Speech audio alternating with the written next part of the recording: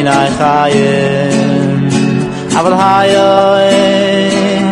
hayoin hu isi chayim toivim chayim toivim chayim toivim yesh kamo minay chayim aval hayoin hu isi chayim toivim chayim toivim chayim toivim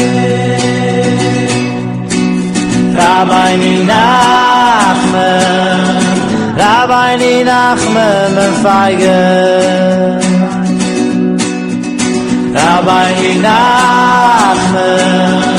Rabbi Nachman mefeigen Ashrayni shezochini Ki yesh kamo minay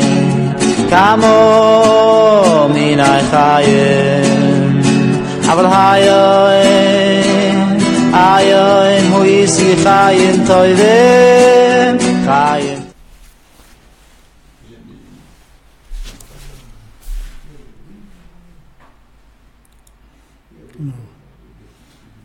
Bezrat Hashem, bonsoir à tous et à toutes, Boker Tov, Laila Tov, Yom Tov. Alors, Bezrat Hashem, on fait le shiur pour la refoua et pour les nishmat de tous les noms qui sont affichés là, qui passent. Et il y a des nouveaux noms qu'on n'a pas mis dans la liste. Donc, refoua shlema pour le Rav Besançon, Israël Yitzhak Ben Fortuné, Rachel Salomé Bat Chantal Émile, Chana Bat Chaya Raya, Shalom Netanel Yochai Ben Rivka, Eliyahu Ben Jora, Chaim Simcha Meir Ben Ruth, Yosef Ben Simcha, Oreildar Bat Rivka, Sami Shlomo Soussan, Dvora Chaya Bat Léa, Ariane Rina Bat Ayelet Claude, et Leilou Nishmat, Leilou Nishmat de Maurice Moshe Ben Chaima Suzanne. Kol Yeshuot.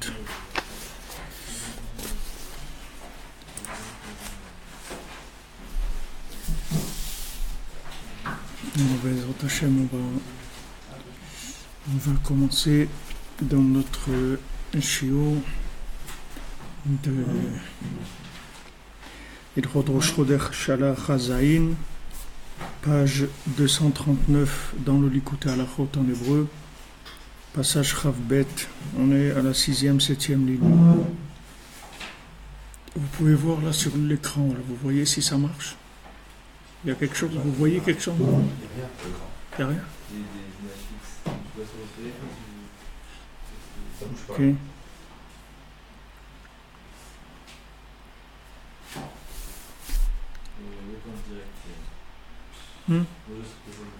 Ça marche? Bon, ok, on va voir ce que Rabbeinu va nous envoyer aujourd'hui.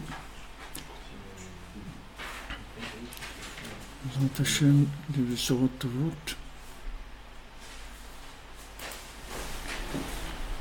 Donc, on est arrivé la semaine dernière sur cette parole-là de Rabbi Nathan extraordinaire qui Karat Tshuva l'idée chez Mevinim She'en Yodim Klal. Donc faire Tshuva, ça veut dire comprendre qu'on ne sait rien. C'est ça faire Tshuva. Alors plus on est profond dans la compréhension de notre ignorance, et plus on peut faire Tshuva. C'est-à-dire en fait ce qui nous empêche de faire Tshuva, c'est ce qu'on sait. Comme Rabbeinu il dit, fais-moi confiance que tu sais rien du tout, que Hachem est grand et que toi que tu sais rien du tout. Il n'y a pas? Peut-être ça va commencer un peu plus tard, parce que des fois c'est un petit peu décalé dans YouTube.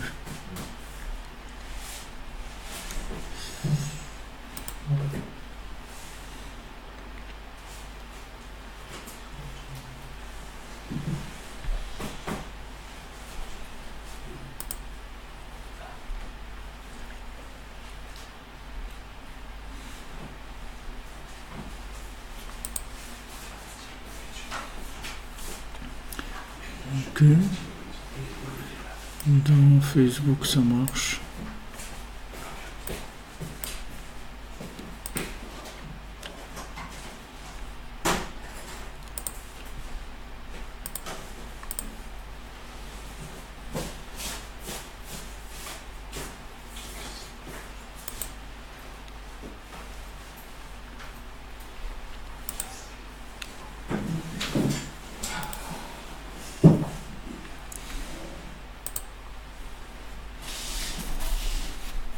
Bon, j'espère que ça va commencer, Bezat Hashem, dans YouTube, sinon je fais un essai de réinitialiser le...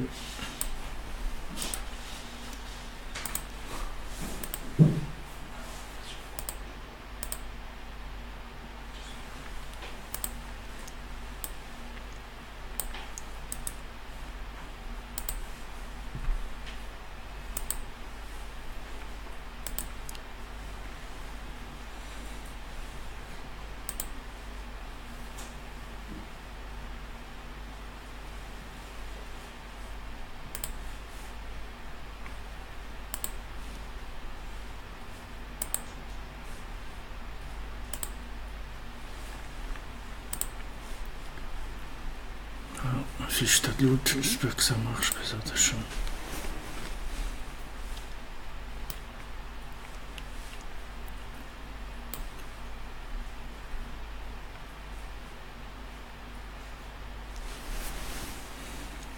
Bon, Hachem, merci pour m'indiquer que tout est bon. Je vous remercie. Donc on était sur ce dibour de Rabbi Nathan, et quand Rabbeinu nous dit qu'on comprend rien, ça veut dire que on n'a vraiment pas à aller selon notre logique. C'est-à-dire que plus on va aller, et plus l'apparence elle va être trompeuse. C'est-à-dire plus on va aller, plus la logique elle va être trompeuse. C'est-à-dire quelqu'un il va croire que c'est un rachat, alors que le Maassé c'est un tzaddik. Et quelqu'un il va croire qu'il est un tzaddik alors que c'est un rachat. C'est-à-dire que la logique elle va plus nous renseigner du tout sur ce qui se passe. Donc si tu veux faire tchouva, la première chose qu'il faut que tu fasses, c'est que tu commences à comprendre que tu sais rien. C'est tout. Mais il faut que tu le comprennes, pas que tu dises je sais rien. Il faut que tu comprennes que tu sais rien. C'est-à-dire que tu vis comme quelqu'un qui sait rien. C'est tout. Tu as confiance, tu as un maître, il te dit fais comme ça, voilà, c'est tout. Mais moi je sais rien. Moi, je sais rien. Si tu me dis à moi, je sais rien du tout. Donc, c'est une façon de vivre, c'est une façon de voir les choses. Et s'il n'y a pas ça, le Maassé, c'est très difficile de faire tchouva. Parce que, apparemment, d'après la logique, on va être confronté à des résultats d'échec en permanence. Alors que on est dans une réussite totale, puisque on est dans la période où il y a eu le plus de miséricorde depuis la création du monde. Donc il faut savoir que du moment où le facteur miséricorde il est monté, le jeu c'est plus le même.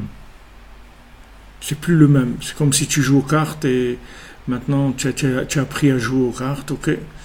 Tu sais jouer au poker ou je sais pas n'importe quel jeu de cartes. Maintenant, ils changent. Les cartes, elles changent. C'est-à-dire que la valeur des cartes, elle change. C'est plus les mêmes. C'est plus les mêmes. Pourquoi ? Parce que la miséricorde, elle est montée. C'est-à-dire que quand maintenant on a affaire à Noach, alors le résultat, c'est le déluge. Quand on a affaire à Moshe Rabbeinu, les avérotes, elles sont plus graves. Le résultat, c'est que ça continue. Il n'y a pas de problème. Hachem, il continue. Ça continue. Donc, quelle différence qu'il y a entre Moshe Rabbeinu et Noach ? C'est qu'il y avait plus de miséricorde. C'est-à-dire, le Moshe Rabbeinu, c'était une neshama qui est venue pour révéler au monde la miséricorde d'Hachem. Donc, quand Moshe Rabbeinu il est arrivé dans le monde, c'est la première Neshama qui a osé affronter Hachem par la conscience de sa miséricorde. Mon cher Avraham Avinu l'a essayé un petit peu avec Sdom, il a essayé, mais il n'est pas. C'était encore un dialogue qui était sur lequel Avraham Avinu pourquoi Avraham Avinu s'est arrêté? Pourquoi quand il est arrivé à 10 il s'est arrêté? Vous savez qu'est-ce qu'il dit Rashi? Pourquoi il s'est arrêté? Noir, ça marchait pas. Voilà, il a vu que dans la Tevat Noir ils étaient 9. On va dire ça n'a pas marché. Donc il dit qu'est-ce que je vais continuer? Vous voyez, c'est un raisonnement logique. C'est pour ça que ça n'a pas marché. Mais il ne savait pas qu'entre Noach et lui, la miséricorde, elle avait changé, elle avait grandi. Parce qu'en fait, ce qu'il faut se souvenir, c'est que Hachem, il a créé le monde avec Midat Hadin. C'est ça la base du monde. La base du monde, c'est la rigueur. C'est pas la miséricorde. La base de fonctionnement. L'arrière-boutique, c'est la miséricorde totale. Mais le visage, le fonctionnement, c'est la rigueur. C'est normal parce qu'il veut que tu réussisses. Donc il te met dans la rigueur pour que tu réussisses, pour ton bien. C'est pas de la rigueur méchante. C'est de la rigueur, c'est du dopage, du doping pour que tu avances, pour que tu sois motivé. Tu sais que ouais, tu vas réussir, tu vas avoir ça. Et si tu fais pas, alors tu risques d'avoir des problèmes. Alors ça te motive, tu avances. Ça c'est le départ, c'est le point de départ. Maintenant, Hachem il a vu, si jamais je laisse cette rigueur-là, le monde il va pas tenir. Donc qu'est-ce qu'il a fait? Il a associé la miséricorde. Shitef midat harachamim. Il a associé la miséricorde à la rigueur. Et on a commencé. Mais la base, c'est la rigueur. Après, la miséricorde, elle s'associe à la rigueur. Et la miséricorde, elle grandit, jusqu'à qu'on va arriver à la fin, où elle va avaler la rigueur complètement. C'est-à-dire, il ne va plus rien rester de la rigueur. C'est fini, elle va disparaître complètement. C'est comme si on est des amis. Alors au début, on va avoir une amitié, on va rigoler ensemble, on va avoir une amitié comme ça où on échange, ok?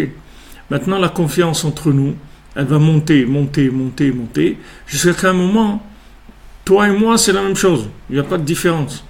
Il n'y a aucune différence. Et j'ai quelque chose à manger, que tu le manges toi ou que je le mange moi, c'est la même chose, ça ne change rien. Il n'y a plus de différence.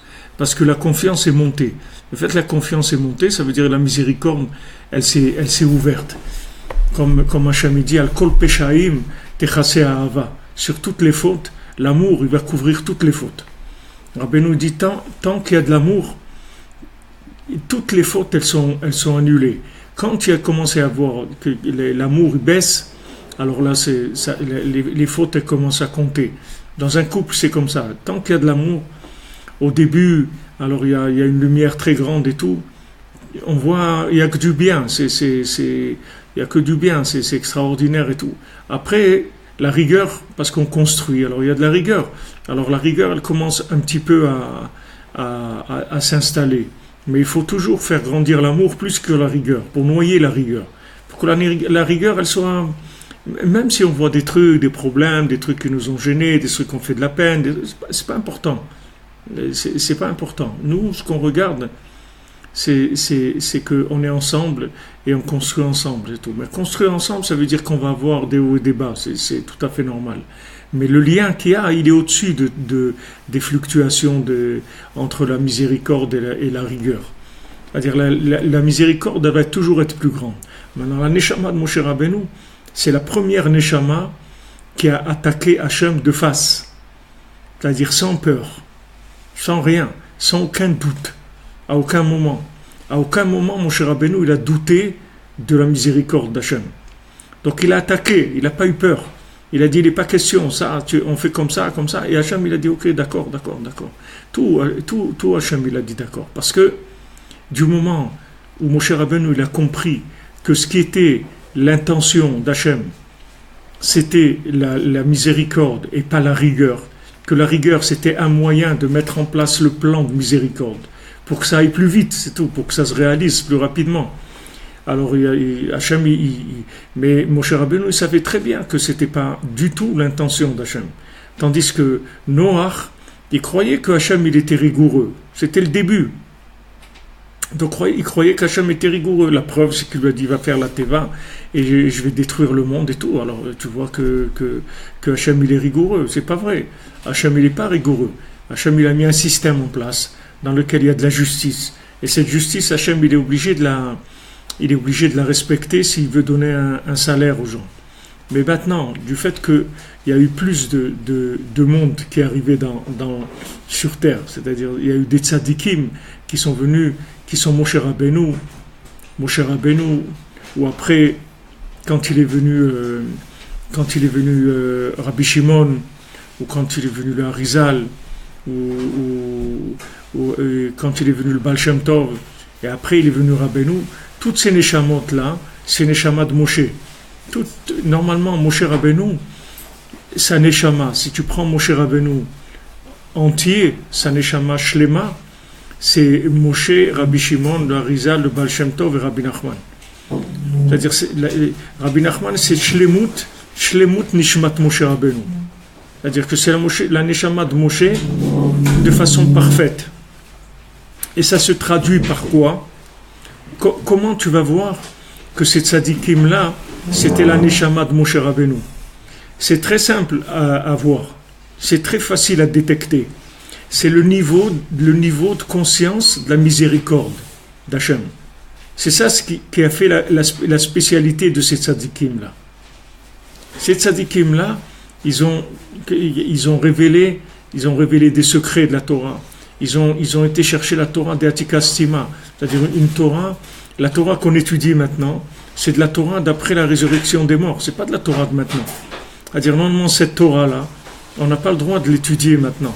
Elle a été réservée pour après la résurrection des morts. Mais eux, ces tzadikim-là, ils ont dit, attends, puisque maintenant c'est tellement difficile et tout, on va leur sortir le dessert avant qu'ils commencent à manger. Peut-être que ça va leur donner un peu d'appétit. Au moins, ça va leur donner de l'espoir. Qu'ils vont savoir que la fin du repas, c'est doux, c'est agréable, c'est de la glace, des gâteaux, des trucs. Alors que le manger, bon, c'est du riz avec des trucs. Peut-être c'est un peu dur à manger, il n'y a pas d'appétit. Mais le dessert, c'est que de la douceur et tout, donc il n'y a pas de problème. D'ailleurs, dans la halakha, il y a beaucoup qui pensent que le dessert, ça ne fait pas partie du repas du tout. Tu dois faire une bracha sur le dessert parce que ça ne fait pas partie du repas. C'est quelque chose en dehors du repas. Ça vient après le repas pour que tu finisses sur une touche de douceur. D'accord? Maintenant, ces tzadikim-là, ils ont commencé, Moshe Rabbeinu, il a commencé. Après, Rabbi Shimon, il est venu. Et Rabbi Shimon, quand il était dans la grotte, tout ça, il est sorti, il avait beaucoup de rigueur au début. C'est-à-dire qu'il est sorti, les secrets de la Torah qu'il a compris, ça lui a donné beaucoup de rigueur. Parce qu'il s'est dit, c'est quoi? Ces gens-là, ils sont en train de perdre leur temps, et c'est quoi? Qu'est-ce qu'ils font? Mais allez, il faut... Alors Hachem, il lui a dit, retourne là-bas, dans la grotte. Et il dit, si tu es venu pourquoi? Pour détruire mon monde. Retourne dans la grotte. Alors il est retourné, et 1 an ou 2 ans, je ne me souviens pas. Et quand il est ressorti, 1 an, quand il est ressorti, il a vu quelqu'un qui amenait des hadassim comme ça, pour Shabbat et tout. Il a dit, regarde, et tout, ça y est. Il s'était adouci complètement. Donc là, il a eu le droit de continuer, c'est-à-dire de continuer ce qu'il avait à faire. Mais le départ, il était rigoureux. Après, il est venu le Harizal, et après, il est venu le Baal Shem Tov, que le Baal Shem Tov, il a beaucoup adouci. Beaucoup adouci. D'ailleurs, le Baal Shem Tov, il a dit, je suis venu dans le monde pour déchirer le méchant lamdan. Je suis venu dans le monde pour déchirer celui qui a étudié la Torah et que ça l'a rendu méchant. Comme quelqu'un m'a raconté ce matin, il m'a dit, j'étais dans un mariage de quelqu'un Il m'a invité et tout, et il m'a dit je venais de voir un conseil de Rabbi Nachman sur le mariage, le mariage au début, etc. Alors j'ai pris le khatan et j'ai voulu lui dire, je lui ai dit, tu sais, j'ai vu un conseil extraordinaire et tout. Alors le khatan m'a dit, j'ai pas besoin de tes conseils du tout. Moi j'ai mes rabbanim, j'ai rien à faire de tes conseils du tout. Bon, l'autre, le gars, il était choqué et tout, il se met de côté. Après, il a dit, écoute, je vais pas rester comme ça, il faut que je finisse Béchalom et tout. Alors, il a été pour danser avec le khatan après, et le khatan, il n'a rien voulu, il l'a poussé, il voulait pas danser avec lui, il l'a poussé, il dégage. Maintenant, cette Torah-là, c'est quoi? C'est pas de la Torah. Quelqu'un qui réagit comme ça, c'est pas de la Torah. C'est pas de la Torah, c'est de la Torah des dinim, de dinim. C'est-à-dire, le gars, s'il était un Hells Angels ou si c'était un musulman extrémiste, c'est la même chose. C'est-à-dire, c'est exactement pareil. C'est de la Torah qui vaut rien, c'est pas de la Torah, ça vaut rien du tout. Quelqu'un, il vient, même s'il est peut-être un peu maladroit de vouloir te demander un conseil alors que tu lui as rien demandé, bon, ok, tu passes. Pourquoi tu passes? Parce qu'il y a de l'amour, c'est tout. Parce qu'il y a de l'amour. Maintenant, ta femme, elle te dit un truc déplacé. Tu passes. Et tu dis, ouais, qu'on a été chez tes parents et tout, dommage. Et ta mère, elle, le manger qu'elle fait n'est pas terrible, n'importe quoi. Non, tu passes, c'est tout. Tu ne vas pas t'accrocher chaque truc. Pourquoi? Parce que tu l'aimes, tu as envie que ça marche. Alors ça glisse, les trucs qui glissent, parce qu'il y a de l'amour, tu comprends? Maintenant, les sadikim qui ont conscience de la miséricorde d'Hachem, ça glisse. Les problèmes, ils glissent. Alors Moshe Rabbeinu il a commencé, et après c'est la série des 5 tzadikim, c'est-à-dire ils recevaient, chacun, il était Moshe Rabbeinu plus, c'est-à-dire que tu vois Rabbi Shimon, tu vois dans le Zohar, tu as le Raya Mehemna, c'est Moshe Rabbeinu qui parle, c'est Moshe Rabbeinu qui parle dans la bouche de Rabbi Shimon, mais seulement de son vivant, Moshe Rabbeinu il n'a pas pu dire les choses qu'il a dites Rabbi Shimon, bien qu'il les savait, parce que la miséricorde qui est descendue à son époque, elle n'était pas assez grande pour pouvoir révéler ce que Rabbi Shimon il a révélé. Donc une fois que Moshe Rabbeinu il a fait une certaine partie du travail, alors maintenant il est descendu Rabbi Shimon avec la Neshama de Moshe, plus encore une partie de la Neshama de Moshe qui s'est complétée. Donc le résultat que ça a donné, plus de miséricorde. Après vient le Harizal, encore plus de miséricorde. Après, il vient le Baal Shem Tov, encore plus de miséricorde. Mamash, il retourne la vision de la Torah, il montre que les gens simples, comment Hachem il les aime, les gens simples qui font des Teilim et tout, alors que ces gens-là, ils étaient complètement exclus par les sectes des érudits en Torah. C'est-à-dire les érudits en Torah, il les traitait Mamash comme des comme tu dis des traités comme des gens comme ça, comme on dit comment ils appelaient ça au Moyen-Âge, les gens là, voilà des cerfs, voilà. Des cerfs-volants, des cerfs, je sais pas, en tout cas il est traité comme mamash comme des esclaves comme ça. Pour eux, quelqu'un qui fait des télim et tout, qu'est-ce que c'est? Ça vaut rien du tout. C'est pas la Torah, c'est pas ça. Alors ça c'était ce qu'il y avait à l'époque du Baal Shem Tov. Le Baal Shem Tov, il est arrivé. Il a cassé ça. Ça veut dire qu'il a cassé. Ça veut dire qu'il a amené une révélation de la miséricorde qui a cassé cette rigueur-là. Ça, c'était la dernière étape avant que Rabbeinu il vienne. Maintenant, quand Rabbeinu il est venu, c'est Shlemut, c'est la Neshama de Moshe Rabbeinu de façon parfaite. Qu'est-ce que ça donne? C'est-à-dire, qu'est-ce que ça change pour nous? Ça veut dire que maintenant, la Shlemut de la Neshama de Moshe Rabbeinu, ça veut dire c'est miséricorde totale, 100%. Donc maintenant, si tu n'appliques pas, ça va, vous êtes arrivé, parce que je suis juste en train de connecter avec ce qu'on a dit la semaine dernière, que maintenant le quart de la tchouva, c'est de savoir, c'est de comprendre que tu sais rien. Parce que si maintenant tu crois que tu sais, tu vas étudier un livre, par exemple, qui a été écrit entre l'époque de Moshe Rabbeinu et Rabbi Shimon, ou même de Rabbi Shimon, ou même du Harizal, ou même du Baal Shem Tov.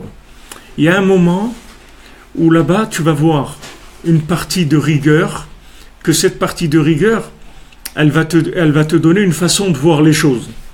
Elle va te donner une façon de voir les choses. par rapport à la rigueur qu'il y avait à cette époque-là. Et ça, c'était la réalité du moment. C'est la réalité du moment. Comme si tu prends, je sais pas, le téléphone. Moi, je me souviens quand je suis venu en Eretz Israël il y a 25, 26 ans, je travaillais en France. Alors maintenant, j'appelais ma femme tous les jours et tout. Mais j'avais à l'époque des notes de téléphone, c'était 4000 francs à l'époque, 7000 francs par mois de téléphone. Aujourd'hui, ça coûte rien de téléphoner. Rien.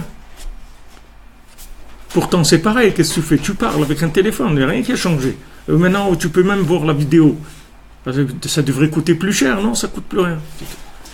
Donc maintenant, tu vois que si tu n'es pas au courant de ça, alors tu vas arriver, tu vas parler, tu vas dire, écoute, je ne peux pas te parler longtemps, ça coûte cher, etc.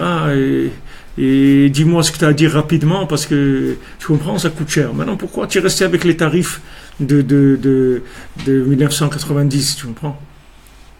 Alors qu'aujourd'hui, c'est gratuit, c'est tout. Il n'y a pas, les téléphones internationaux, c'est gratuit. Il y a pas, ça coûte plus rien. Donc ça, c'est une innovation de miséricorde. Tu vois bien que si tu te mets dans 25 ans en arrière, tu vas avoir une attitude par rapport au téléphone qui est une autre attitude. Tu vas faire attention, tu vas pas parler beaucoup et tout, parce que tu sais que le compteur il tourne et c'est beaucoup d'argent. Maintenant, dans la Torah, pourquoi je vous donne cet exemple? Pour que vous compreniez qu'est-ce que c'est une mentalité. La mentalité. Pourquoi Rabbeinu il te dit faire tchouva, c'est de savoir que tu comprends rien. Parce que tant que tu crois que tu comprends quelque chose, tu vas pas faire tchouva. Pourquoi tu vas pas faire tchouva? Parce que d'après les critères que tu prennes même de Moshe Rabbeinu ou de Rabbi Shimon ou du Raizal, du Baal Shem Tov, si tu prends ces critères-là, t'es pas éligible à la tchouva. Même avec eux, t'es pas éligible. C'est-à-dire tu rentres pas. Rien. Tu peux pas rentrer. La seule raison pour laquelle tu rentres, c'est parce qu'il y a eu Rabbeinu, c'est tout. Que Rabbeinu l'a négocié les tarifs et il est arrivé à une miséricorde qui est totale. Donc Rabbeinu il te dit viens, c'est tout. Viens, je te répare. Mais quoi, il n'y a pas quoi, comment et tout. Toi, tu comprends rien, c'est tout. Moi, je te répare. Toi, tu comprends rien.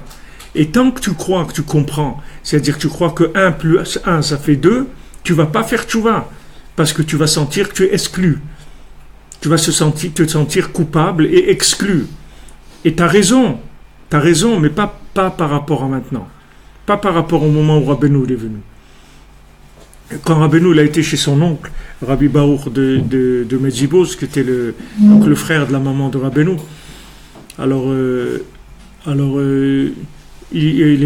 Rabbeinu, toute sa vie, il était en train de lutter. Rabbeinu, jamais il s'est arrêté.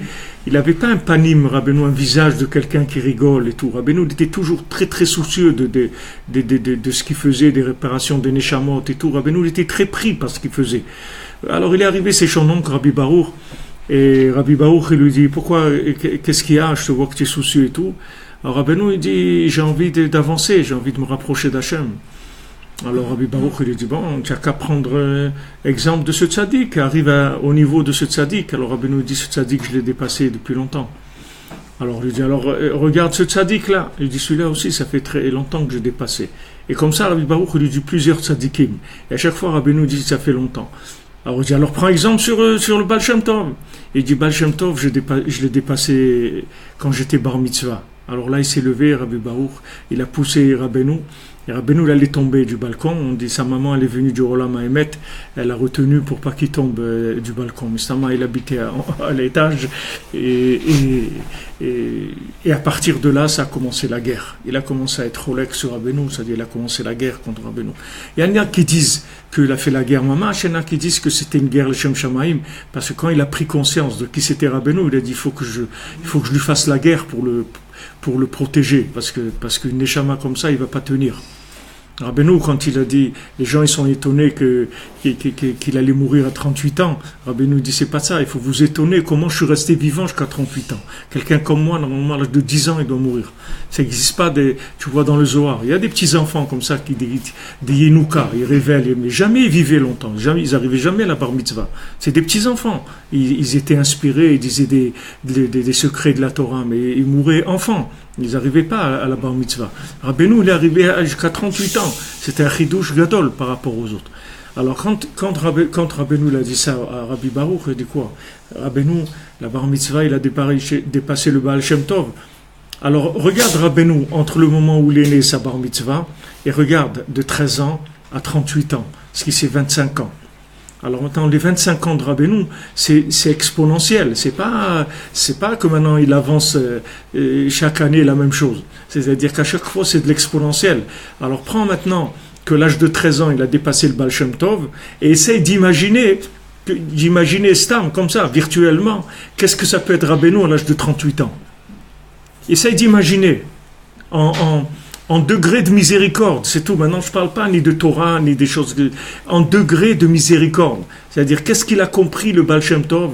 Comment le Baal Shem Tov, c'était que des chassidim, toute la chassidoute, c'est ça, des chassidim. Tu vois, les chassidim, ils se lèvent tard, ils prend un café au mikvé à 11h, il discute avec son copain, à midi, il se traîne vers truc pour commencer à mettre les tefs et des trucs. Et tu vois, les gens, ils sont cool, ils sont très, très cool. Ça, c'est très, très cool. Ben, tu vois ça, c'est rien du tout par rapport à Rabbeinu. Ce qu'ils ont ressenti de cette miséricorde-là, par rapport à Rabbeinu, c'est 1000 fois, 10 000 fois plus que ça. Seulement Rabbeinu, c'est pas ce chemin qu'il donne. Rabbeinu, il dit pas, tu vas au mikvé à 11h, tu prends des cafés et tout. Rabbeinu, il dit, le Shulchan Aruch, Idbodedut, Chatzot et Zman Kriyat Shema. Tu t'amuses pas. Pas Zman Kriyat Shema, le deuxième, le premier, Magan Avraham. Rabbeinu, il voulait d'après Magan Avraham, ça c'est Psak de Rabbeinu. Il vous le dit que c'est au cas où vous sachiez pas. Mais Rabbeinu, c'est Magan Avraham, pas le deuxième. Rabbeinu veut qu'on prie dans le Zman du Magan Avraham, maximum, au plus tard. Ok, on peut pas, on a eu des problèmes, une rage de dents, une rage de nerfs, une rage de youch, ce que tu veux, c'est un autre problème. Mais en tout cas, il faut savoir que Rabbeinu, c'est Zman Kriyat Shema du Magan Avraham. Pas après ça, tu es sorti de l'école, tu es sorti de la classe. Rabbeinu, c'est pas Baba Cool. Rabbeinu, voilà, il y a de la halakha et ça fait partie du programme. Mais à côté, si tu veux, de tout ça, c'est une miséricorde qui n'a pas de limite. Il n'a pas de limite.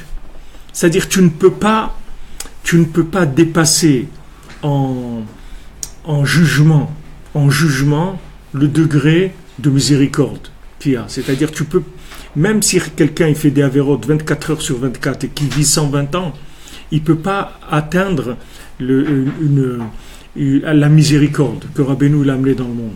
Même si quelqu'un il fait que des bêtises, la miséricorde que Rabbeinu l'a amenée dans le monde, elle est plus grande que toutes les bêtises qu'il peut faire toute sa vie. Ça veut dire que les règles du jeu, elles ont changé. Et ça, toi, tu le sais pas. Et tu peux pas le savoir. Nous, on le dit comme ça, mais on peut pas savoir ce que ça veut dire, ce que je vous dis là. Tu peux pas savoir qu'est-ce que ça veut dire. Alors Rabbeinu, il te dit, regarde, tu veux faire tchouva, d'abord commence à comprendre que tu sais rien. Parce que si tu sais pas ça, que tu sais rien, tu pourras pas faire tchouva. Parce que tu vas être arrêté par des choses, que ces choses-là, elles n'existent plus aujourd'hui. C'est des choses qui n'existent plus. Tu es en train de te prendre la tête avec des choses qui n'existent plus. Lâche. Ah, maintenant, logiquement, comment ça marche? Il n'y a pas de logique. Tu viens au Man, tu fais Tikkun HaKlali, voilà, je te sauve du Gehinam. Ah, et les gens disent, ouais, mais c'est quoi? C'est trop facile, quoi? Tu vas faire des avérotes toute ta vie, et voilà, monsieur, il va au Man, il fait Tikkun HaKlali, et puis ça y est, tout est réglé. Et moi, j'ai bossé toute ma vie, et j'ai pas été à Ouman, alors, eh ben, c'est dommage pour toi, c'est tout, c'est dommage. C'est dommage. C'est comme celui qui veut, maintenant, il veut aller payer le téléphone, comme il y a 25 ans. Il dit non, c'est pas normal que ça soit gratuit, le WhatsApp et tout. Moi, dites-moi, je veux payer. Avant, on payait, je veux payer aussi mes communications pour l'étranger. Je veux pas de... Mais ils vont me prendre pour un fou, c'est tout. Le gars, il est malade. Alors, il y a beaucoup de gens qui sont de l'ancienne école et qui viennent, ils te disent tout. Toi, comme tu es là, je sais pas, qu'est-ce que tu vas devenir? Tu dis, qu'est-ce que je vais devenir? Moi, j'ai fini déjà. Rabbeinu a dit, j'ai terminé déjà. Qu'est-ce que je vais devenir? Il a dit, à devenir, j'ai terminé. Rabbeinu a dit, j'ai terminé déjà. Gamarti Egmor, j'ai terminé déjà. J'ai gagné, j'ai terminé, c'est fini. Du moment où tu as connu Rabbeinu, tu as terminé. Il n'y a pas quelque chose à ajouter, il n'y a rien à ajouter. Maintenant, tout ton travail, c'est d'agrandir la conscience du rapprochement, c'est tout. C'est ça ton travail. Ton travail, c'est de faire grandir la conscience de qui c'est Rabbeinu, c'est tout. À ton niveau. Tu arrives au maximum de la conscience du tzaddik à laquelle tu peux arriver. C'est les élèves de Rabbeinu. Les élèves de Rabbeinu, c'était des grands tzaddikim. Tu avais Rabbi Youdel. J'ai vu Rabbi Youdel une fois. Il parlait de Rabbeinu et tout, et il a eu peur que les gens, de la lumière qui sortait de son visage, il avait peur que ça fasse du mal aux gens. Alors il a continué à parler, mais il a mis un truc sur un foulard sur sa tête, un truc sur son visage, que les gens ne voient pas son visage. Parce que Mamash est sorti du feu du visage des élèves de Rabbeinu. C'était des grands tzadikim. C'est pas le Rav de Tirovitsa, le Maguide de Tirovitsa, il avait plus de 70 ans quand il s'est rapproché de Rabbeinu. Rabbeinu il avait 20 ans. Lui, il avait 70 ans. Il avait 70 ans, c'est-à-dire il a connu, je ne sais pas s'il dit là-bas qu'il a connu le Maguide ou même le Baal Shem Tov, il a connu le Maguide de Tirovitsa. C'était un très grand tzaddik. Quand il a vu Rabbeinu, il a dit c'est lui, c'est tout. C'est lui. Et tous les tzadikim, ils lui disaient, mais tu es fou, un homme comme toi, qui est rave sur 60 villes, tu deviens l'élève d'un enfant. Rabbeinu, il avait 20 ans. Lui, il a dit, moi je suis un spécialiste en tzadikim. Moi je sais qui c'est. Moi je suis un spécialiste des tzadikim. Il a vu tous les tzadikim de la génération. Donc il savait, et de la génération d'avant aussi. C'est-à-dire, il savait très bien le niveau des tzadikim. Quand il a vu Rabbeinu, il a compris tout de suite qui c'était Rabbeinu. Et ce qu'il faisait le Rav de Tirovitsa, il n'y a personne qui faisait ça pour aller accueillir de Rabbeinu. Rien qu'il entendait Rabbeinu, il est là, même s'il n'avait pas son vêtement de dessus, là, qu'on met, ou son chapeau, il courait comme ça, il courait pour aller rencontrer Rabbeinu. Mamash, il sortait de ses kelim. Comme Rabbi Nathan, quand il a entendu que Rabbeinu lui a parlé de la Hitbod des doutes, il a dit, je vais sortir, je vais hurler dans le monde, je vais leur dire, waouh, les bandes de fous, là, qu'est-ce que vous faites, des trucs, vous savez pas, vous avez rien compris. Rabbi lui a dit, calme-toi, tu vas rien faire, calme-toi, c'est pas comme ça. Tu vas faire ce qu'il y a à faire, et Bezrat Hashem, il a fait l'écouter à la chôte où il crie sans arrêt, mais de façon qu'on peut entendre, et on peut entendre sa voix. Donc Rabbi nous te dit, regarde, Hashem est grand, et toi, tu sais rien. Ça, tu vas le voir si tu lis Alim la Troufa, tu vas le voir beaucoup de fois dans Alim la Troufa. Rabbi Nathan, il dit à son fils, le Ikar, sache que Hachem est grand et que toi, tu sais rien. Non, ne commence pas à faire de la spéculation. Ne fais pas de spéculation. Ne commence pas à réfléchir. Ouais, mais il n'y a pas de mais, il n'y a rien. Tu fais ce que tu peux dans Avodat Hachem et tu avances, c'est tout. Ah, ta vie, elle est en dents de scie, ça monte, ça descend, il y a un problème. Ne t'occupe pas de ça, parce que tu comprends rien. Tu comprends rien. L'échec d'aujourd'hui, c'est une réussite d'avant. La réussite d'avant, ça peut se traduire par un échec aujourd'hui. Parce que la logique n'est plus la même. Ça a changé complètement. Les règles du jeu, elles ont changé. Tu as appris à jouer aux échecs, maintenant c'est plus les échecs, c'est la réussite. C'est plus le jeu d'échecs, c'est le jeu de la réussite.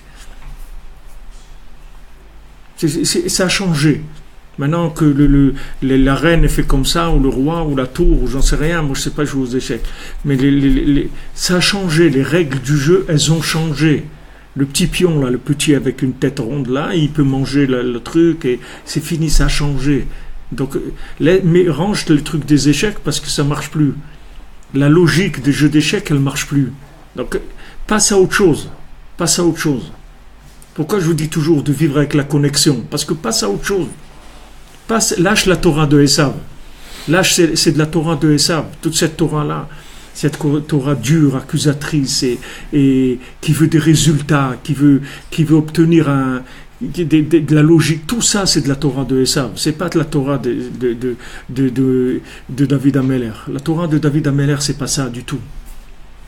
La Torah de David Ameller, autant que maintenant Esav, il avait 400 hommes avec lui, c'était tous des beaux gosses, des gars armés et super clean, et c'est tout ce que tu veux. David Ameller, il avait 400 aussi avec lui, mais c'était tous des bras cassés, des types complètement éclatés. Tu vois, c'est ça qu'il avait avec lui, David Ameller. Les 400 qui étaient avec lui, c'était des chevaux élèves, des gens qui avaient le cœur brisé. C'est ces 400 qu'il avait David Ameller. C'est-à-dire les 400 que tu vois de Esav, quand tu les traduis dans David Ameller, voilà ce que ça donne. Mais ne crois pas que ces gens-là que tu vois qui ont le cœur brisé et tout, ne crois pas que ces gens-là, c'est des gens qui sont... ne crois pas que c'est des gens qui sont mauvais. Ils sont pas mauvais du tout. Seulement, dans le jeu d'aujourd'hui, ça s'habille comme ça.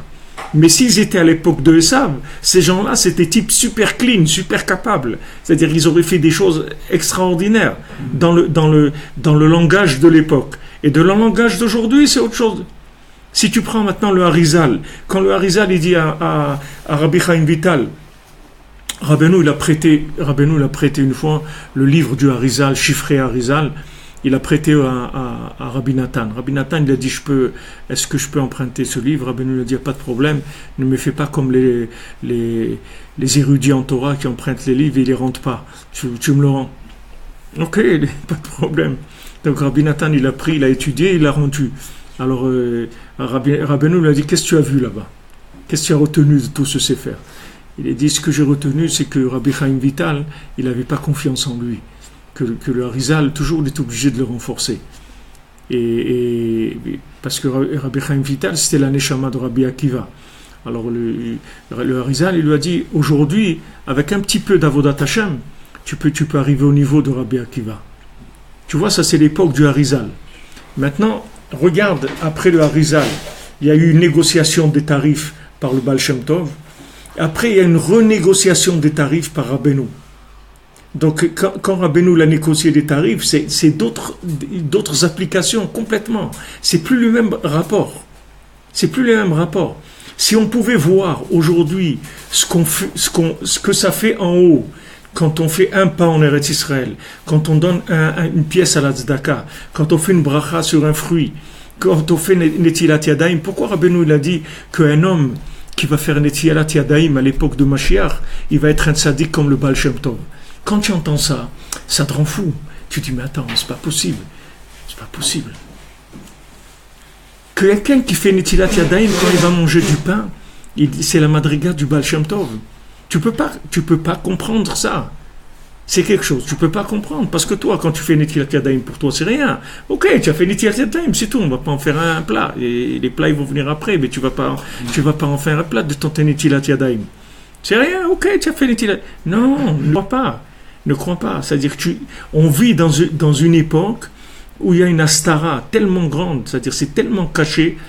Et d'un autre côté, il y a tellement de miséricorde que ça a été, les tarifs ils ont été négociés, c'est-à-dire que maintenant si Rabbi Chaim Vital lui il est arrivé avec sa avoda à devenir Rabbi Akiva, à tirer sur lui qu'il avait la neshama de Rabbi Akiva, alors aujourd'hui avec une mitzvah kala que tu vas faire, tu as un niveau énorme, tu as un niveau très très grand, très très grand niveau. Mais d'un autre côté on est cassé, comme il avait le David Ameler, les 400 qu'il avait avec lui, c'est des chevaux relèves, des types brisés, des gens en morceaux, que chaque jour ils leur font un coup de manivelle pour qu'ils continuent, chaque jour, allez, sans arrêt. Pourquoi Rabbeinu te dit un chomiouche bolam klal? Pourquoi il a besoin de dire ça?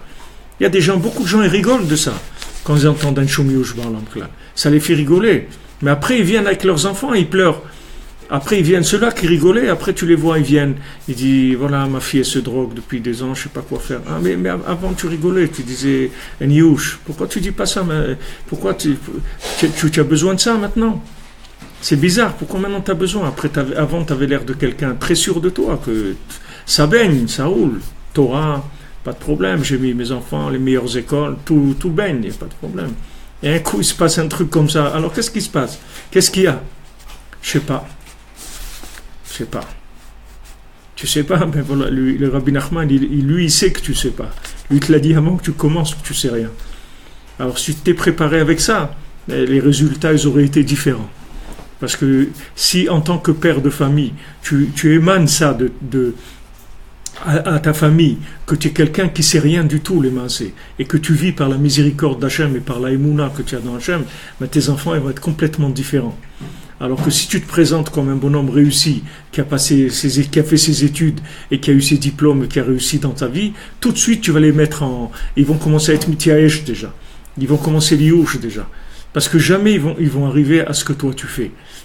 La descente qu'il y a entre des parents et des enfants aujourd'hui, c'est énorme. C'est énorme. Le monde il descend, mais c'est pas un problème. Il faut pas regarder la chute. C'est pas la chute qu'il faut regarder. Ce qu'il faut te dire, c'est que Béhémet, tu comprends rien. Mais il faut que tu le comprennes, ça. Il faut que tu comprennes que tu sais rien. Tu peux pas analyser quelqu'un. Tu peux pas dire, voilà, celui-là il est bien. Tu sais rien. Mamache, tu sais rien. Et ça, il faut l'approfondir. Rabbeinu, il a dit que tout son enseignement, le icard de son enseignement, c'est de t'apprendre que tu sais rien. C'est-à-dire que quand tu vas, normalement, quand tu finis d'étudier une Torah, quand on fait du Iyun sur une Torah, c'est rien que pour approfondir la conscience de l'ignorance, c'est tout. C'est pas pour savoir des choses. C'est pour augmenter la conscience de l'ignorance, c'est-à-dire pour pas utiliser la logique du tout. Pour pas utiliser la logique. C'est-à-dire tu regardes pas, tu n'analyses pas. Tu fais pas du consulting. Tu fais pas. Tu regardes pas, c'est tout, t'avances. Je t'avance maintenant. Chaque jour, c'est la même chose. Chaque jour, le monde, il est recréé. Ça veut dire que la Midatadine, chaque jour, la Midatadine, elle revient comme avant la création du monde. La Midatadine, elle est là. Et Hachem, il veut créer le monde avec Midatadine pour notre bien. Mais la méthode appliquée, c'est la rigueur. Donc Noach, il y croit. Et voilà, ça amène le déluge. Abraham Avinu, il y croit moins. Il a essayé de faire ce qu'il a pu pour sauver Sodome, comme je vous ai dit tout à l'heure. Mais comme Rashi dit, pourquoi maintenant il s'est arrêté? Parce qu'il a réfléchi. Parce qu'il s'est dit, attends, Noach, ils étaient 9. Ils ne sont pas arrivés à sauver le monde du déluge. Donc ça y est, à 10, je m'arrête. Il faut pas que il a fait un rejbon. Alors que s'il aurait ouvert sa bouche, ça marchait. Il aurait sauvé Sodome.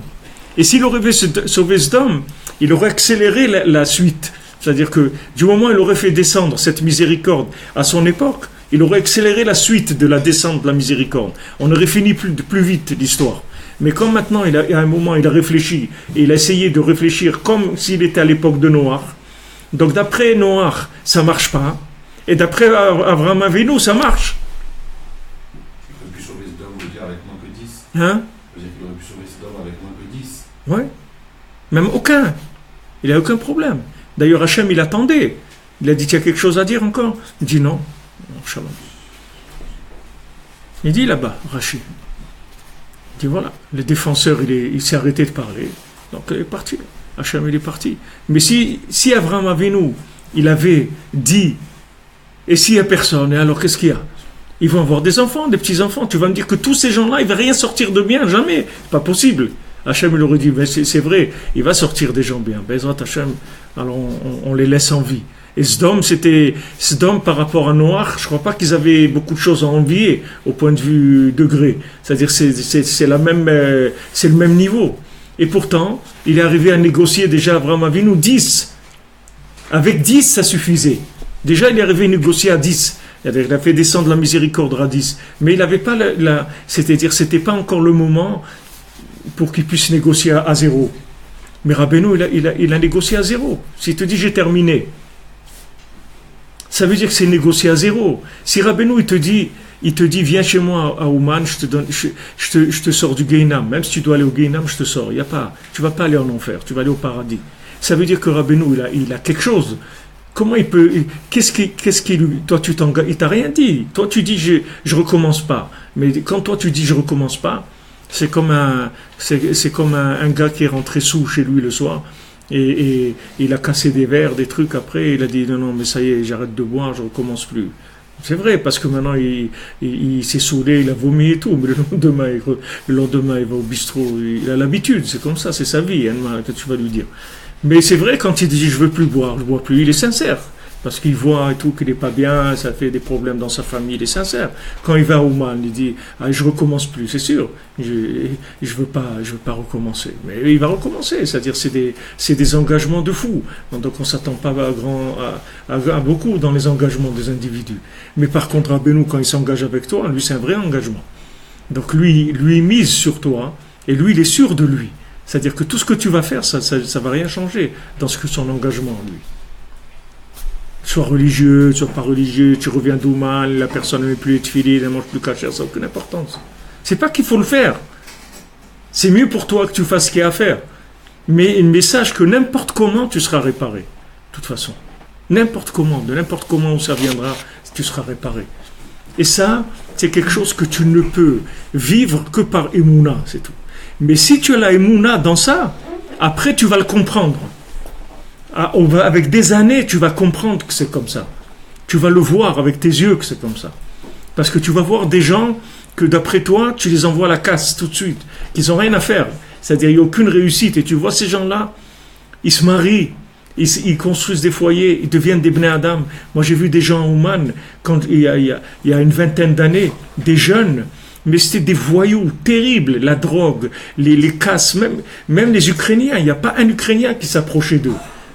C'était pas des gens, la bagarre et tout. Ils prenaient des pierres, des couteaux, des trucs. C'est des terribles. Va les voir aujourd'hui. Mariés à Oman, 6 enfants, des belles affaires. Ils gagnent des centaines de milliers de dollars. Ils sont installés, c'est des balles Dakar. Tu parles avec eux. Ils sont clean, impeccables et tout. Tu vois, comment Rabbeinu, de ces bonhommes-là, il en a fait ça. C'est incroyable. Il n'y a personne qui aurait misé sur eux quoi que ce soit. Rien du tout. Rien du tout. Tu les vois comme ça, Oman, déjà, ils traînent, ils sont comme ça, tu as l'impression. Voilà, je vous ai dit, il m'a dit là-bas, il a fait une fois 120 tikkun haklali, un derrière l'autre comme ça. 120 fois tikkun haklali. Ils sont un groupe comme ça, tu les vois, ils ne payent pas de mine. Tu les vois comme ça, des fois ils se mettent ensemble, ils font tout le Likutei Moharan, du début jusqu'à la fin. Ils s'assoient et ils commencent. Ils font Likutei Moharan. Un petit groupe comme ça, entier, jour et nuit, jusqu'à qu'ils finissent.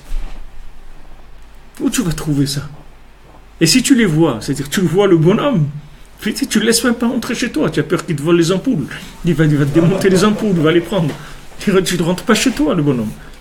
Et tu le vois, tu vois des trucs qui sont choquants, complètement choquants. Donc quand tu vois ça, tu vois que tu comprends rien. Parce que ça ne va pas avec ça. Attends, on est chez Noach, on est à Sdom, on est où on est? On est en train de vivre dans quoi? Tu comprends rien, c'est tout. C'est pour ça que la clé, c'est ça. C'est-à-dire que tu saches que tu comprends rien. Ni sur toi d'abord. Tu comprends rien, tu vas voir toi-même, tu vas voir des écarts énormes en toi. Il y a des jours, tu vas faire, super, des périodes de ta vie, Chatzot, le net, ce que tu veux, tac, bodedou, il y a des périodes, tu vas, tout. Même mettre les tefilines, ça va être difficile.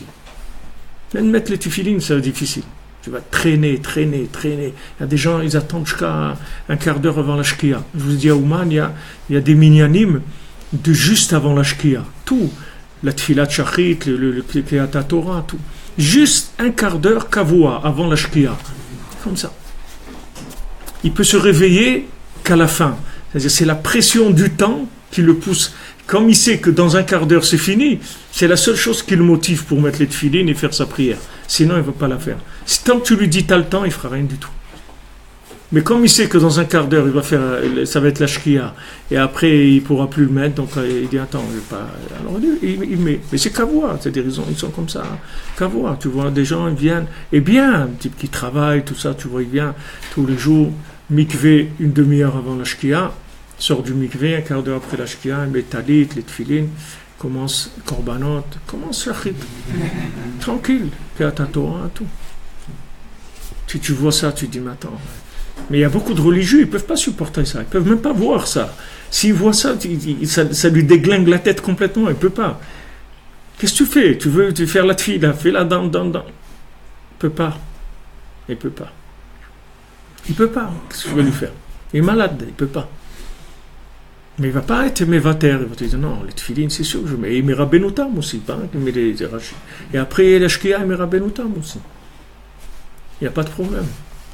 Et après, il va te faire mincha et arvit à 3 ou 4 heures du matin, et trucs, et c'est là où la fête elle commence, la vodka, et les trucs, et les manies. Comme ça, c'est tout. Un mal à sauter. Qu'est-ce que tu vas juger ces gens-là? Tu ne peux pas les juger. Tu vas dire, ils ne sont pas bien. Il ne faut pas que tu t'amuses, parce que ces gens-là, si dans le ciel on te montre qui c'est, tu vas avoir peur. Tu vas vraiment avoir peur.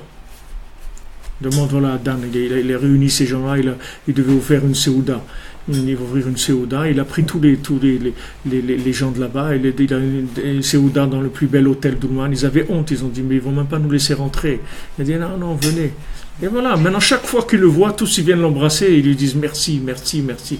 Rien que cet honneur qu'il les a donné de les faire rentrer dans cet hôtel et de leur donner un repas humain d'un degré de quelqu'un de bien, pour eux, c'est inoubliable.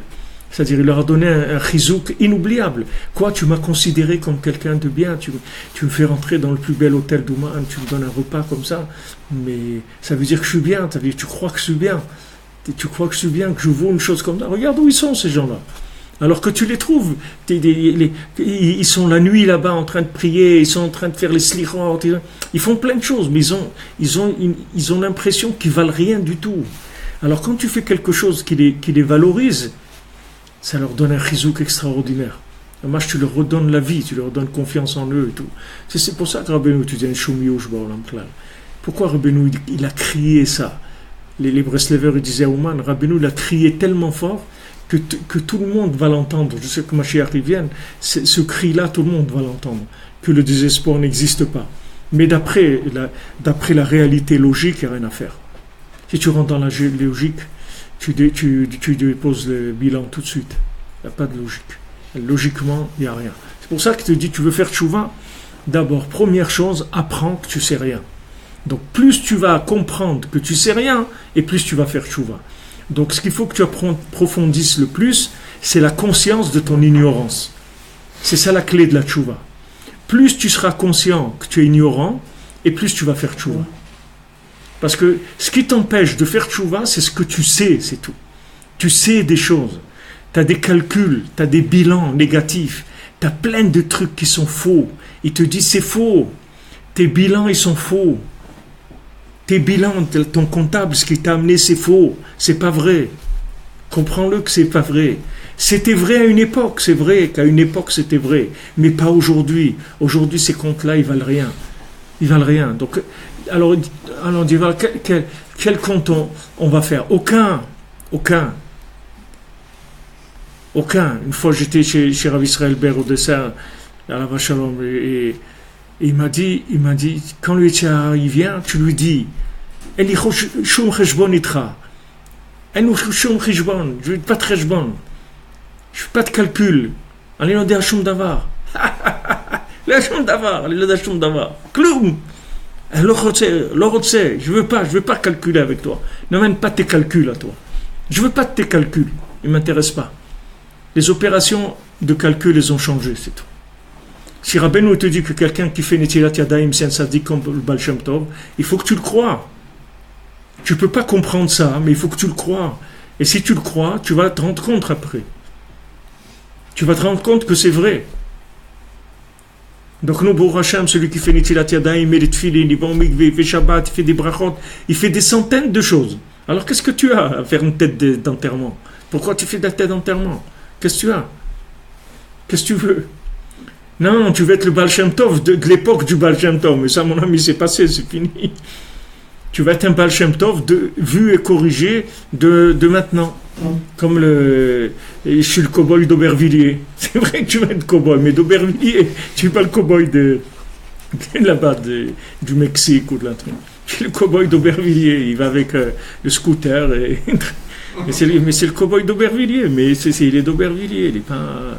C'est la même chose. C'est-à-dire que c'est vrai que tu es un tzaddik, mais tu es un tzaddik de maintenant. Un tzaddik de maintenant, c'est ça ce que ça donne. Un tzaddik d'aujourd'hui, c'est pas un tzaddik d'avant. C'est un tzaddik qui fait Netilat Yadayim, il honore sa femme, il la fait rigoler, il joue avec ses enfants, il fait un peu avec eux le Shabbat, il fait un peu de télim avec eux, il étudie avec eux, il les promène. Ça, c'est un tzaddik d'aujourd'hui. C'est un tzaddik de l'année 2017. C'est pas les tzaddikim de 1500. C'est autre chose complètement. Donc maintenant, ça, tu peux pas y avoir accès par la logique. Jamais tu vas comprendre comme quoi ce que Rabbeinu il a dit, tout ce que Rabbeinu il a dit qui est contre la logique, que ce qu'il dit le Zohar. Alors il n'y a pas de tchouva, Rabbeinu te dit oui, il y a une tchouva, il n'y a personne qui comprend le Zohar, il n'y a que moi qui comprends ce Zohar. Et voilà, Tikkun HaKlali, ça répare tout. Alors ça aussi, des gens ne peuvent pas comprendre comment Tikkun HaKlali ça répare tout. Comment 10 Mizmorim ça répare tout. Mais comment? Mais c'est pas toi le patron. Qu'est-ce que c'est à dire comment? On n'est pas obligé de t'expliquer comment. Tu as confiance, fais-le. Tu n'as pas confiance, ne fais pas. Fais ce que tu veux, c'est tout. Tu as trouvé autre chose de mieux, fais-le. Tu as trouvé quelque chose qui te plaît mieux, vas-y, fais-le. Tu as senti des garanties autres, vas-y, fais ce que tu veux. Regarde la miséricorde, regardez où on est. Regardez où on est, 4 heures du matin, à Jérusalem, en train d'étudier la Torah de Rabbeinu. Mais regarde où on est. C'est pas, je dirais, ça n'a jamais existé, même dans les films de science-fiction, ça n'a jamais existé. C'est de la fiction, des gens comme nous, ce qu'on est en train de vivre. Tu nous aurais pris tous à l'âge de 10 ans ou 12 ans. Tu avais un rêve qu'un jour tu crois que tu vas être là. Tu vas faire ça. Jamais, même pas. Même si tu vois un film de science-fiction, tu ne peux pas t'identifier à ça. Tu vas dire, waouh, ça c'est des trucs du Baal Shem Tov. Quoi. La nuit, à Jérusalem, étudier la Torah. Ça, c'est des trucs. Voilà, tu es le Baal Shem Tov. C'est venu. Tu es arrivé à ça. Le fait que tu as des bilans, des stocks, tu gardes tes classeurs de bilans négatifs, alors ça te crée des angoisses sans arrêt. Alors Rabbeinu te dit, sache que tu ne comprends rien. Maintenant, si tu sais que tu ne comprends rien, tu vas être joyeux, tu vas faire tchouva. Ton moach, il va se libérer, tu vas avoir Yeshuvada, tu vas commencer à savoir ce qu'il faut faire les bons choix, etc. Parce que tu te libères de ces angoisses, il faut se libérer. Alors il dit ici, Rak mitraskim bekoach hatzadikim sheyadou ma sheyadou. Tu vois, on est là, page 239, Chavbet 2, 4, 6, 8, 10 lignes. Rak mitraskim, regardez, on se renforce avec le koach des tzadikim, la force des tzadikim, sheyadou ma sheyadou, que eux, ils ont su ce qu'ils ont su. Ils ne l'ont pas dit à nous. Mais eux, ils savent ce qu'ils savent. Veisigu maïsigu. Et ils ont compris ce qu'ils ont compris, ils ont atteint ce qu'ils ont atteint. Hachigiu behemet, jusqu'à qu'ils sont arrivés vraiment, les tachlit ayedia de l'oneda. Ils sont arrivés à la plus grande connaissance qui existe, c'est-à-dire l'ignorance totale, l'incompréhension totale. Totale. Voilà à quoi ils sont arrivés. Et quand tu es arrivé à ça, tu as annulé toute la rigueur du monde. C'est fini, il n'y a que de la miséricorde. Le jour où tu comprends que tu ne comprends rien, il n'y a que de la miséricorde. Maintenant, nous, ce niveau-là d'ignorance, on ne peut pas y arriver. Parce que pour arriver à ce niveau d'ignorance, il faut arriver déjà au niveau de la connaissance qu'il faut ignorer. Donc, nous, on est loin de ça. Mais nous, Baruch Hashem, il y a une autre façon, c'est de se brancher. C'est tout. Nous, on a la Emouna dans les tzadikim, on a la Emouna dans Rabbeinu, que Rabbeinu, il te dit, voilà, tu comprends rien. Hachem est grand et toi, tu comprends rien du tout. Mais lui, quand il te le dit, lui, il le sait. Lui, il le sait. Seulement, il peut pas t'expliquer ça. Tu n'as pas un cerveau qui peut comprendre quelque chose comme ça. Parce que sauf toute la journée, tu comptes l'argent que tu as dans ta poche, s'il te manque un truc dans le frigidaire, tu es dans des trucs de plus 1 égale 2. Donc maintenant, quand tu passes sur la Vodat Hashem, tu as tendance à vivre de la Torah de Esav. Tu ne peux pas imaginer la Torah de David Ameler. Tu peux pas imaginer ça. Personne ne peut imaginer ça. Quand ils sont venus chez Ishaï, il a dit, ton fils. Alors il a ramené, Ashmuel Hanavi lui a amené tous ses fils. Il a dit celui-là et celui-là. Il dit, non, pas cela. Il dit, mais ça y est, voilà, tous mes fils sont là. Tu n'as pas un autre.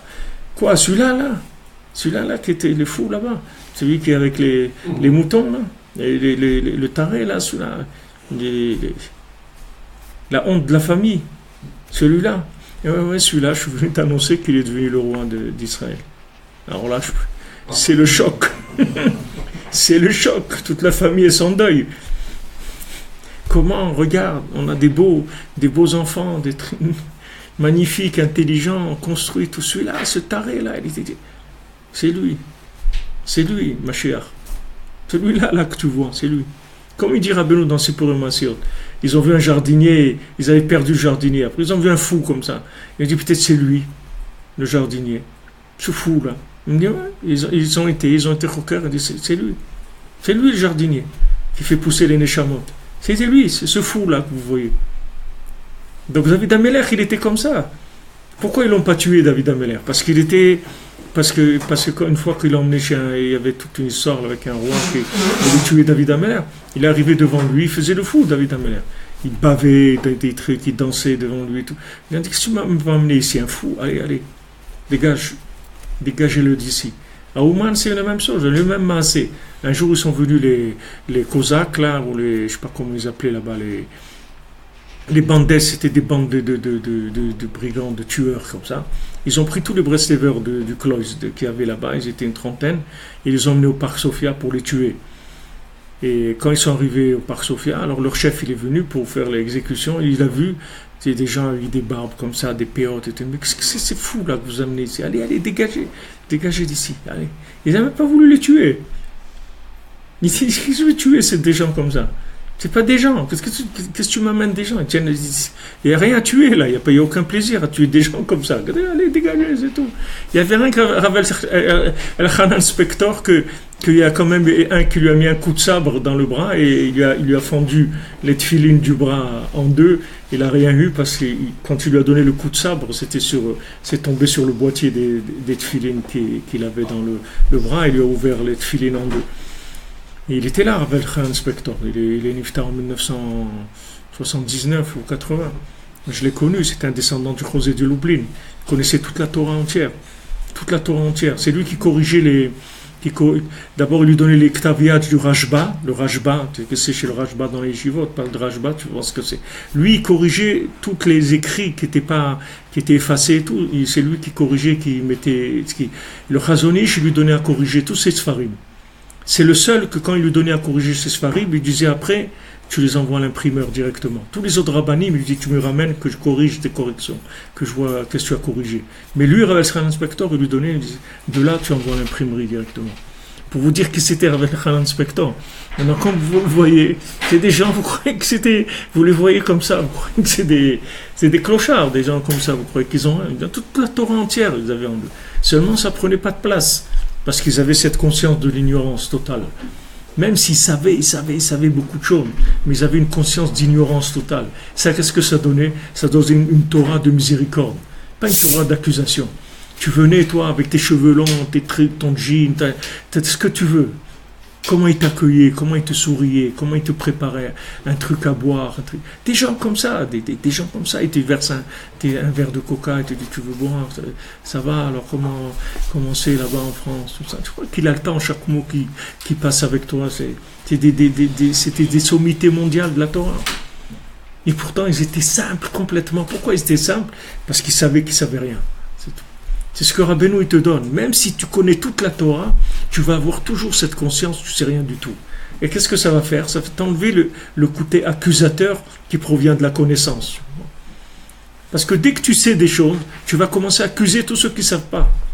Tous les ignorants, ils vont devenir des tarés pour toi, des gens qui ne valent rien du tout. Parce qu'ils ne savent pas. Toi, tu sais, lui, il ne sait pas. Mais si maintenant tu arrives à apprendre sans savoir, toujours, alors tu peux apprendre tout ce que tu veux, ça ne prendra jamais de place. Ça va servir à ce qu'il faut et ça ne prendra pas de place. Il n'y aura pas de problème. Alors il te dit, voilà, comprendre que tu ne sais rien, et toi tu t'appuies sur les tzadikim, que eux, ils ont compris ce qu'ils ont compris, et ils sont arrivés à l'ignorance totale, c'est-à-dire, ils sont arrivés devant Hachem en comprenant qu'ils ne comprennent rien du tout. C'est-à-dire que Hachem, c'est que de la miséricorde. C'est tout, il n'y a que de la miséricorde. Et Rabbeinu l'a décroché ça. Rabbeinu, il est arrivé parce que c'est la Neshama de Moshe Rabbeinu Bishlemut, de façon parfaite, à la miséricorde totale. C'est-à-dire amener dans le monde la miséricorde totale. Mais maintenant, toi, il ne faut pas que il faut pas que tu la ramènes. Parce que c'est ça, tu viens maintenant et tu veux appliquer la méthode de la logique, ça ne va pas marcher du tout. Alors là, vraiment, tu ne vas pas utiliser, c'est dommage, parce que tu ne vas pas utiliser les règles en vigueur, c'est-à-dire ce qui est là, et tu vas te trouver à côté, parce que tu ne peux pas appliquer ces lois maintenant. Tu ne peux plus appliquer ces lois, parce que ces lois, elles ont disparu. Qu'est-ce que tu vas appliquer maintenant? De la rigueur. Tu peux appliquer de la rigueur. Chaque fois que tu as de la rigueur, tu pourras réaliser, vous pouvez comprendre, vous verrez ça chaque fois.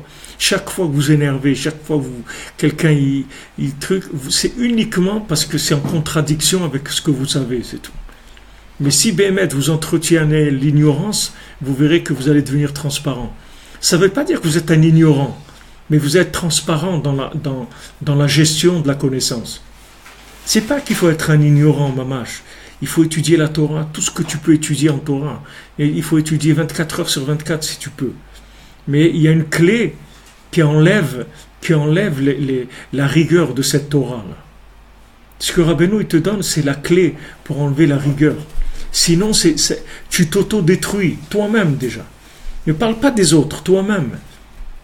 Tu vas dire, mais comment? Ça fait 10 ans que j'ai fait tchouva, 15 ans, et j'ai été voir un film de Le Bon, la Brute et le Truand, on était une fois dans l'Ouest, ou un truc, mais ça va pas du tout, ça va pas là. Arrête, ne rentre pas là-dedans, ne rentre pas. Roule, c'est tout. Roule. Commence pas à t'arrêter à faire de la comptabilité, roule, fais pas de comptabilité. Avance, c'est tout. Ça va passer, tu vas voir qu'après, tu ne vas même pas comprendre comment tu as regardé ce film. Tu vas voir que c'est un moment de folie, tu t'as fait un truc. Mais c'est tout, ça va passer, c'est pas important. Tu vas rester t'accrocher sur ça. Tout ce que tu devais faire après, tu ne vas pas le faire. Tandis que si maintenant tu dis je comprends rien, alors tu finis, ok, tu as regardé le film et tout, maintenant tu fais tikkun chatzot, tu fais idbodedut, tu vas au mikvé, tu fais ce que tu as à faire, c'est tout. Non mais attends, tu fais tikkun chatzot, ça c'est les tzadikim, les grands mekoubalim, et tu regardes, il était une fois dans l'Ouest, mon ami, où tu es? Tu es à l'Ouest, à l'Est ou à l'Ouest? Tu veux où tu es? Tu es à Bab el-Oued ou à Moscou? Choisis, c'est tout, où tu es. Et dis moi où je suis, j'en sais rien, mais ce que je peux te dire, c'est que je veux, et que je m'appuie sur le tzaddik, et que ma vie c'est une réussite, et que je suis très content, c'est tout. Et comment tu peux être content avec des contradictions comme ça? Il n'y a aucune contradiction parce que je ne comprends rien. Donc je ne peux pas avoir de contradiction. Je ne comprends rien. Tandis que si tu as cette Torah qui prend de la place, cette Torah, elle va te juger toi-même. Toi-même, tu vas te juger avec cette Torah. Je vous répète, c'est pas qu'il ne faut pas apprendre la Torah. Il faut apprendre beaucoup de Torah. Rabbeinu veut qu'on apprenne beaucoup, qu'on connaisse tous les Sfarim. Tu fasses le chasse, c'est tout ce qu'il y a à étudier. Il faut que tu étudies tous les Sfarim que tu peux étudier, étudie-les. Mais fais attention que cette connaissance, elle soit toujours annulée. Que tu sois jamais quelqu'un qui sait des choses. Et dès que tu vois que tu commences à accuser les autres, ça veut dire que, mon vieux, il faut que j'aille prendre un bain d'ignorance. Parce que t'es pas bien là. Il y a des gens, ils font que ça. C'est-à-dire, ce qu'ils apprennent, c'est pour dire aux autres qu'ils sont pas bien. C'est tout. C'est le seul plaisir qu'ils ont.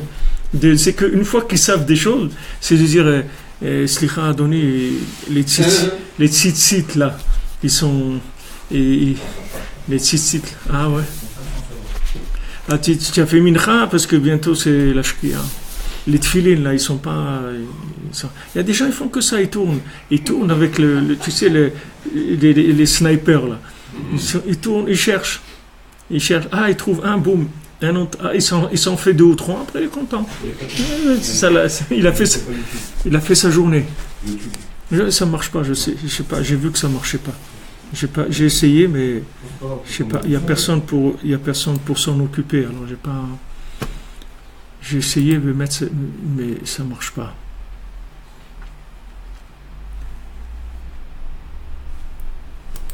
J'ai essayé, mais il y a un truc qui ne marche pas. Peut-être c'est ça.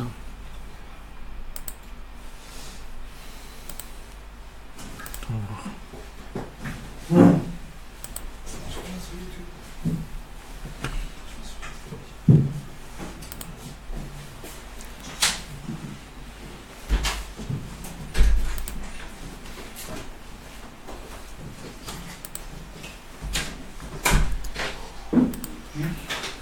C'est dommage, je peux pas. Si je m'occupe de ça, je peux plus. Parce qu'il faut répondre à quelqu'un. Hein? Il faut répondre aux gens qui m'écrivent. Je veux leur dire. Qui passent sur Facebook, c'est tout ce que je peux faire. Je veux bien. C'est pas moi qui m'occupe ça. J'ai perdu l'habitude de faire ça. Alors, je vais faire un essai là, puis après on continue.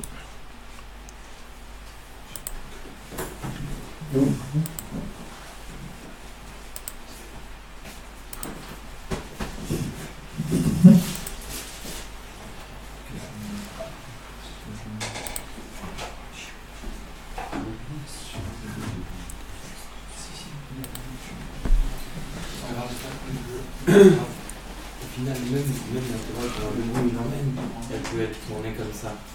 Même la Torah de Rabbeinu, quoi? Elle peut être tournée comme ça, elle peut servir à taper sur les autres. Bien sûr. Rabbeinu dit que quand il y a une Torah dans l'écoute Moran, Rabbeinu dit que quand tu te rapproches du tzaddik, alors ça t'ouvre les yeux. Tu commences à voir des choses. Alors Rabbeinu dit que le écart, c'est que tu te regardes à toi, pas les autres. Que c'est pas t'ouvrir les yeux pour voir les défauts des autres. Tu te regardes à toi. Que tu as besoin d'arranger, de faire chouva. Ça, c'est vadaï. Même la Torah de Rabbeinu, ça peut s'étudier comme la Torah de la connaissance aussi.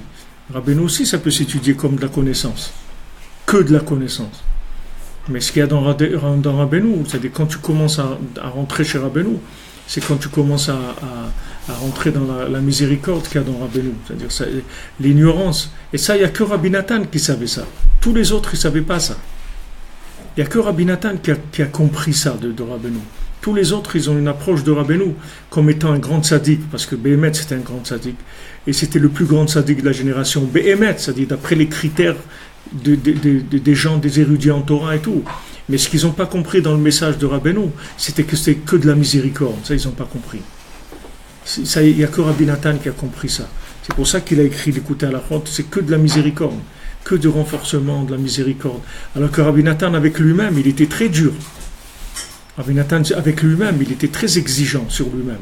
Mais avec le monde, jamais il a des exigences, toujours ouvert au maximum. Donc ça c'est le degré d'Itkashrut au tzaddik, ça donne ça. Plus tu vois que tu es rigoureux, plus tu vois que tu n'as rien compris au niel de Rabbeinu, c'est tout. Que la Torah de Rabbeinu, sache que c'est pas de la rigueur. Il n'y a pas de rigueur dans la Torah de Rabbeinu. Pas du tout. Trouve un autre moyen. Trouve de la communication, trouve de l'amitié, trouve un lien, un truc. Tu veux faire passer quelque chose, fais-le passer par l'amitié, fais-le passer par autre chose. Mais pas par la rigueur. Pas par la rigueur. Parce que tu as des gens aujourd'hui qui ne peuvent pas tenir à la rigueur du tout. Qui ne sont pas capables de tenir dans la rigueur. Du tout. Et toi-même, par rapport à toi-même, il ne faut pas que tu te mettes des trucs rigoureux parce que tu ne tiendras pas. Tu vas peut-être faire semblant quelques années et tout, mais après tu vas te ramasser. Tu ne peux même pas t'imaginer comment tu vas te ramasser. Les gens, ils ne savent même pas combien ils vont se ramasser. S'ils savaient, ils n'auraient pas commencé. Après, les gens, ils se ramassent, c'est des choses terribles après. Ne commencez pas avec la rigueur. Ne rentre pas dans la rigueur. Sache que tout ce qu'il y a, c'est que de la miséricorde. Quand vous dites de ne pas regarder les autres, c'est les autres en tant que personne. Parce que forcément, quand on écoute et quand on écoute un peu Rabbeinu, les autres, il y a des systèmes qui nous paraissent du coup obsolètes un petit peu. Et même si on ne regarde pas les personnes en soi, mais on a quand même un sentiment quelque part un peu de rigueur envers ces systèmes-là. Non, tu n'as pas le droit d'avoir de la rigueur. Sur personne. Je parle pas sur la personne, sur le système. Aucun système. Les systèmes, ils sont bons alors. Tous les systèmes, ce sont des systèmes ce sont des étapes, comme nous d'ailleurs. Nous aussi, on est dans une étape. Qu'est-ce qu'on connaît de Rabbeinu? Rien du tout. Qu'est-ce qu'on connaît? Un milliard, tu peux le répéter 100 ans de ce que c'est Rabbeinu. On n'a rien du tout. On est en train de bricoler avec une petite poussière qu'on a trouvée, c'est tout. On ne connaît rien du tout de Rabbeinu.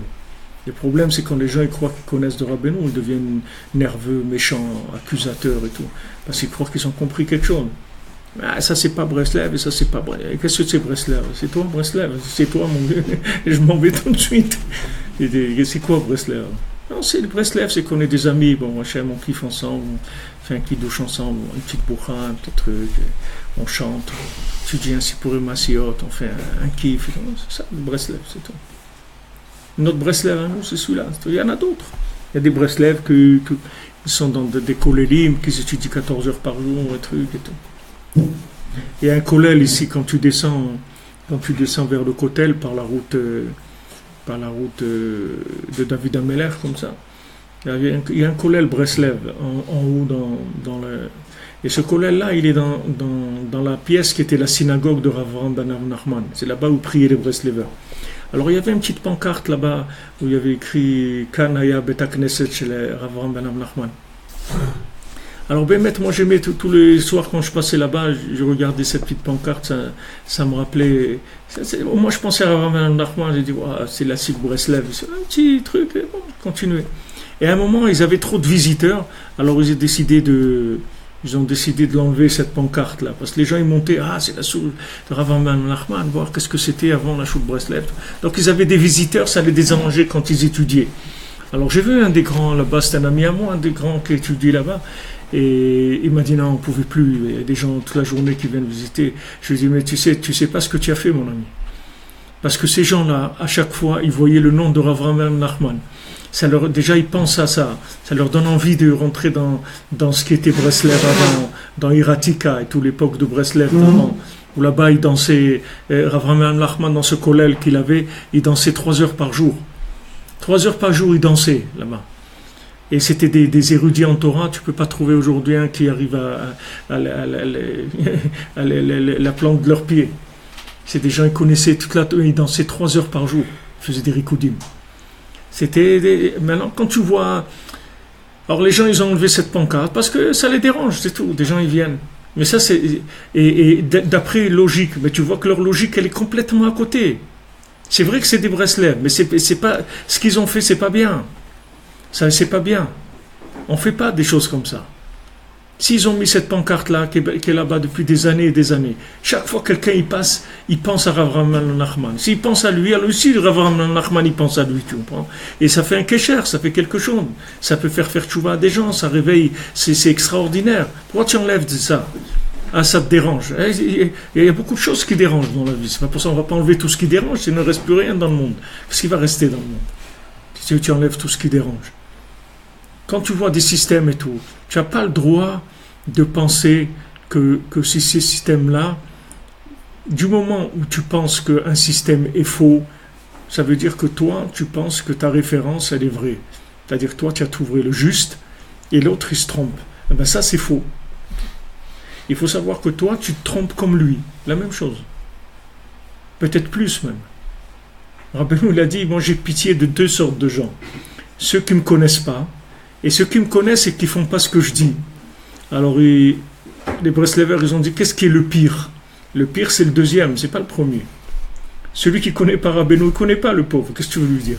Mais celui qui connaît et qui ne fait pas ce que Rabbeinu il a dit de faire, il est bien pire que l'autre.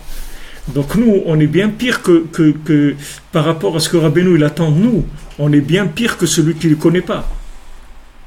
Parce que celui qui ne connaît pas le pauvre, il croit que c'est ça la vie. Il croit que c'est ça la vie. Tu vois, il y a des documentaires sur des